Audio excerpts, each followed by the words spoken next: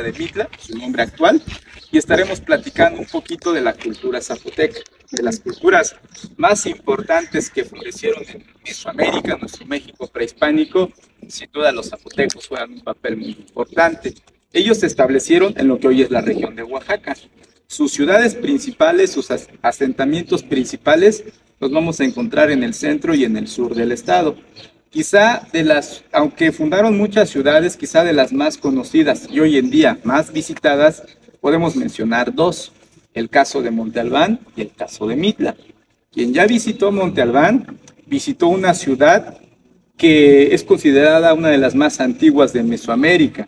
500 años antes de Cristo, solamente para ponerlos en el tema de la cronología, 500 años antes de Cristo, está fechada la fundación de Monte Albán. Durante siglos, Monte Albán empezó a adquirir poder y prácticamente dominó gran parte de la región de lo que hoy es Oaxaca. Monte Albán llegó hasta el 800 después de Cristo. Estamos hablando de 1300 años en que esa ciudad prácticamente dominó el valle.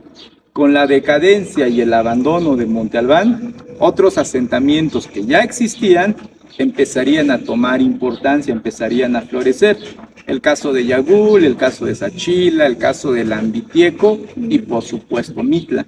Mitla es un sitio donde ya hay asentamientos zapotecos desde que Monte Albán era la máxima ciudad, pero su mayor apogeo ocurre precisamente en el 900 después de Cristo. Ya con la decadencia de Monte Albán, esta ciudad adquirió importancia y culminaría con el arribo de los conquistadores, que se da en el año de 1521. Voy a utilizar la palabra conquista, ¿no?, española, para referirnos al momento del contacto, ¿no?, con los europeos. Entonces, esta ciudad fue conquistada en 1521. Y bueno, miren, a diferencia de Monte Albán, vamos a encontrar, por ejemplo, en el tema arquitectónico. Por ejemplo, quizá la máxima diferencia entre Mitla y Monte Albán es en su arquitectura. Que ya visitó esa ciudad, una arquitectura monumental. Enamora, impacta por el tamaño de la ciudad y el tamaño de su arquitectura. Podemos llamarle basamentos piramidales. En cambio, cuando nosotros llegamos a Mitla, vamos a notar una arquitectura ya no monumental, pero sí más detallada, más elegante, más refinada. Y precisamente estos diseños que estaremos observando, quiero que se familiaricen con ellos, les llamamos grecas, ¿sí? Mitla tiene 16 estilos diferentes de greca escalonada. No quiero decir que es la única zona arqueológica con grecas, porque también la región de Uxmal tiene grecas, el caso del Tajín, pero sí puedo decir que es el sitio arqueológico con la mayor variante. Entre el 70 a 80% se conserva muy bien. Las grecas totalmente originales. Vamos a comentarles el motivo. Como este era un pueblo vivo al momento del contacto español, sí, estaba vivo, se dice que tenía entre 18,000 a 20,000 habitantes aproximadamente. Pues bueno, sufre este choque, este encuentro con los conquistadores, pero gracias también a los documentos de los frailes sabemos un poco del sitio. Por ejemplo, en el nombre, este sitio fue llamado San Pablo Villa de Mitla, pero en la época colonial. Su nombre original fue Liobá. Es el nombre zapoteco, Liobá. Traducción: lugar donde las almas descansan.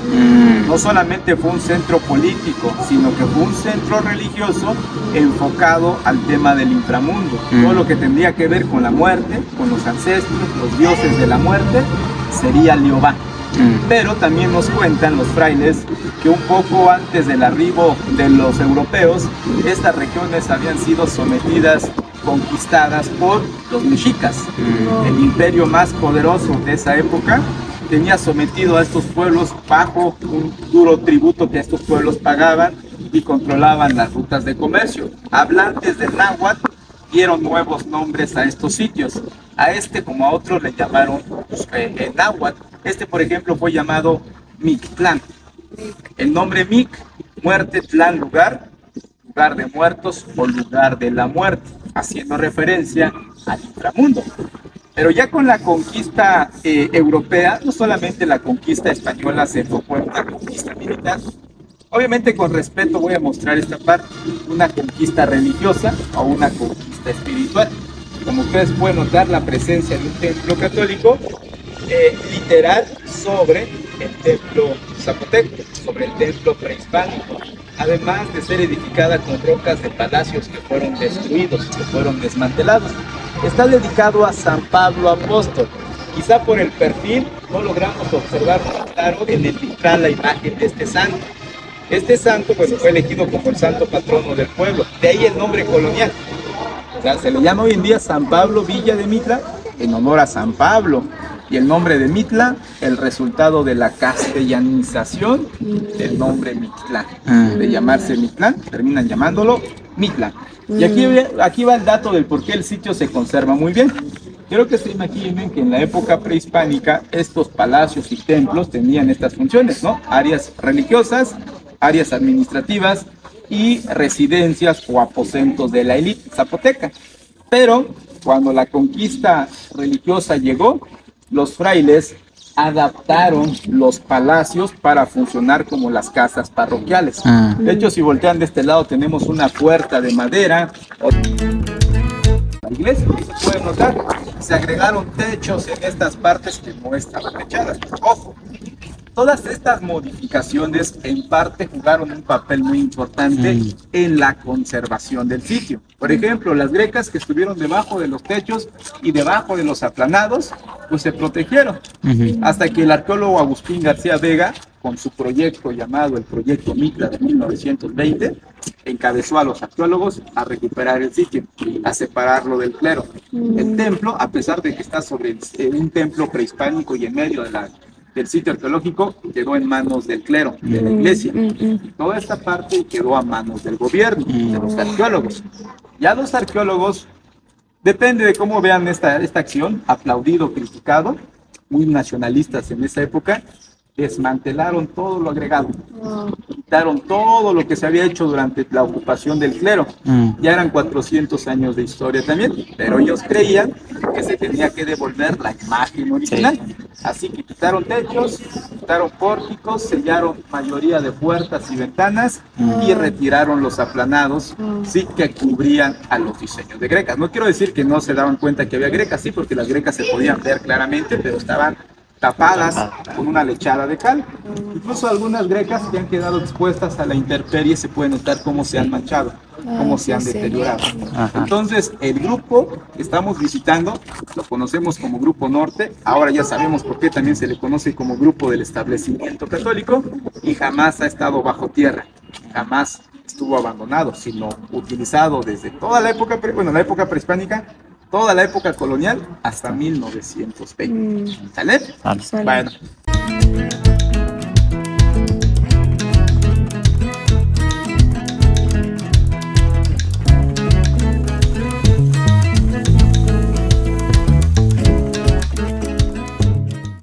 Los brechos que están ahí paradas. ¿Vale? Ahora sí, vamos a buscar la parte. Las joyas se hicieron en oro.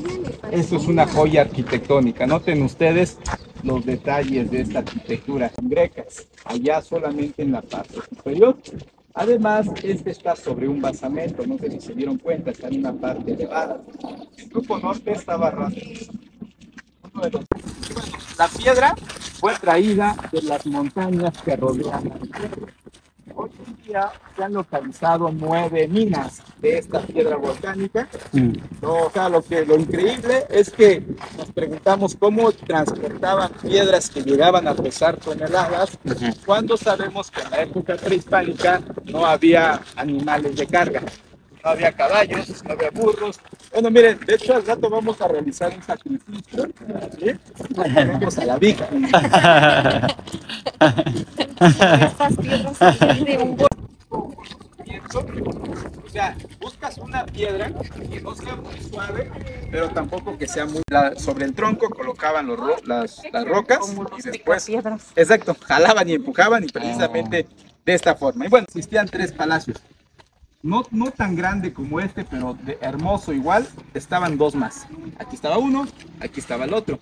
Digo, solamente para terminar esta información, hoy en día las rocas de estos palacios son los que conforman el templo de San Pablo. De aquí se llevaron. Además de las 2 columnas que les mostré, deberían estar en el interior de los palacios. Sí, cada palacio tenía columnas en el interior. Desafortunadamente también dadas y realizadas. Y bueno, dato. Mitla fue la primera zona arqueológica en ser restaurada en el país. Antes que Teotihuacán, que Chichén Itzá, que Monterrey y otros sitios arqueológicos, Mitla se restauró por primera vez en el año de 1901. Ojo, el norte 1920, pero esta parte 20 años antes había quedado ya abandonado, por lo cual Leopoldo Batres restauró el sitio. ¿Qué hizo don Leopoldo? Restauró parte de la alfarda.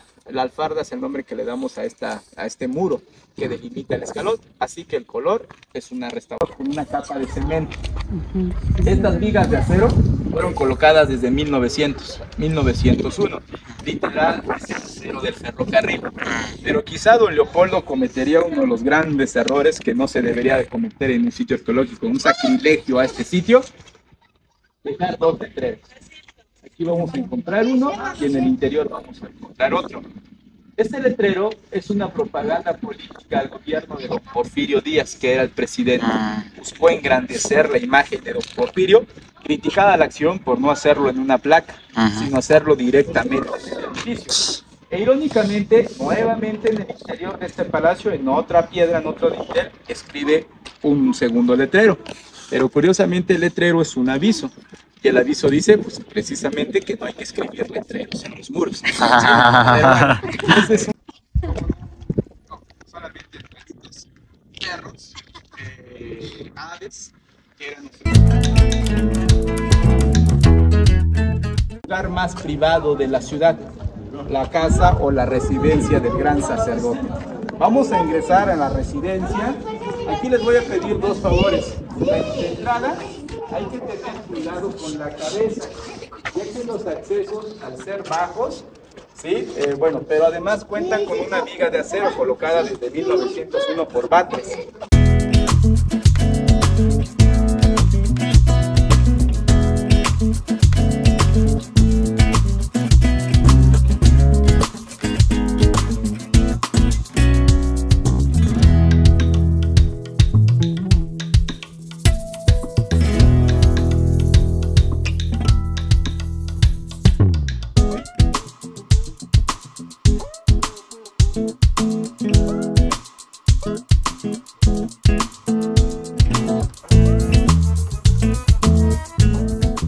Diciendo que este lugar fue privado, le llamamos pasillo ciego, de afuera no mirábamos hacia adentro, de adentro no miramos hacia afuera. Entonces fueron herramientas de piedra como obsidiana, como sílex, como cuarzo, pedernal, para elaborar herramientas.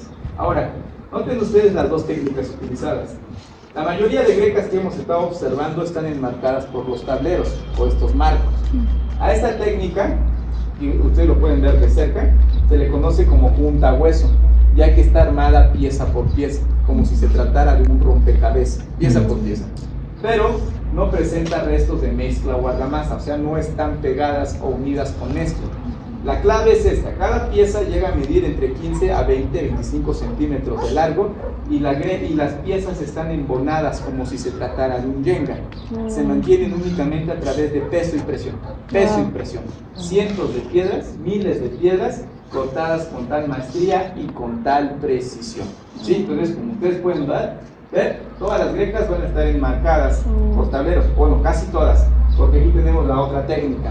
Esta técnica únicamente se utiliza en los accesos, en los dinteles, las traves, y esta, noten ustedes cómo está tallada, cómo está cincelada. A esto le llamamos bajo relieve, y únicamente se pueden ver en los accesos de las entradas. Grecas, techada, el techo es una restauración, madera, carrizo y palma, En medio del carrizo, entre la palma, una capa de mortero para evitar filtraciones de agua. El interior es muy térmico, muy fresco. El decorado del interior nos impresiona por sus detalles y bueno, es el lugar donde residía la máxima autoridad, el gran sacerdote. ¿Sale?